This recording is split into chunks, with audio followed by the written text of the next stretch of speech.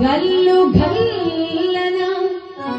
కౌసల్య అంక సీమను నాట్యమాడనది లోక పావని అయిన ఆకాశ గంగకు జన్మ కారణమైన స్థానమెత్తి పతి శాపమున